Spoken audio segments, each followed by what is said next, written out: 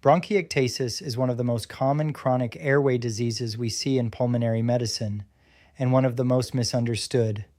At its core, bronchiectasis is permanent widening and damage of the airways. Once the airways become damaged, mucus no longer clears normally. It accumulates, becomes thick and sticky, and creates an environment where bacteria can grow. This creates a vicious cycle. Mucus retention leads to infection. Infection causes inflammation. Inflammation damages the airways further, and the damaged airways trap even more mucus. The goal of treatment is to break that cycle.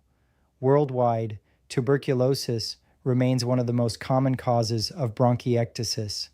In everyday outpatient practice, however, we more commonly see bronchiectasis related to recurrent respiratory infections, COPD with frequent pneumonia, immune deficiencies, cystic fibrosis or CFTR-related disease, aspiration, autoimmune disease, and prior severe lung infections. Diagnosis is typically confirmed with high-resolution CT imaging. Once diagnosed, the next question becomes, how severe is the disease and how often is the patient experiencing exacerbations? One of the most important aspects of management is airway clearance. A Flutter valve is a handheld device that creates resistance and vibration during exhalation, helping loosen mucus from the airway walls so it can be coughed up more effectively. The goal is not to suppress the cough. The goal is to mobilize and remove retained secretions. For patients with significant mucus burden or recurrent exacerbations, we may consider high-frequency chest wall oscillation therapy, commonly called a vest percussor. The vest rapidly vibrates the chest wall, helping loosen mucus and improve airway clearance. Think of mucus as glue. Bacteria stick to mucus, and mucus sticks to damaged airways. If that mucus remains trapped, infections can become recurrent and difficult to eradicate. Additional therapies may include guaifenesin, Mucinex, bronchodilators such as levobuterol, nebulized saline, hypertonic saline, and occasionally mucomist. These treatments are not cures, but they can help improve mucus clearance and reduce symptom burden. When patients experience an exacerbation, I look for worsening cough, increased sputum production, purulent mucus, worsening shortness of breath, fatigue, fever, chest congestion, or declining oxygen levels.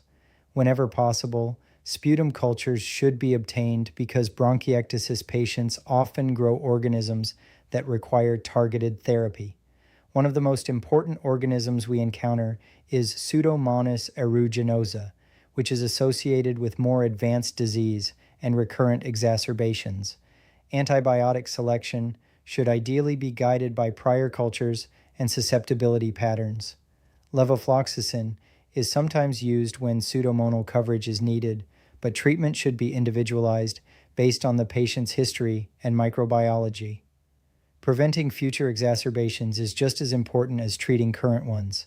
This includes optimizing airway clearance, evaluating for immune deficiencies when appropriate, addressing aspiration or reflux, maintaining vaccinations, considering pulmonary rehabilitation, and managing underlying pulmonary conditions.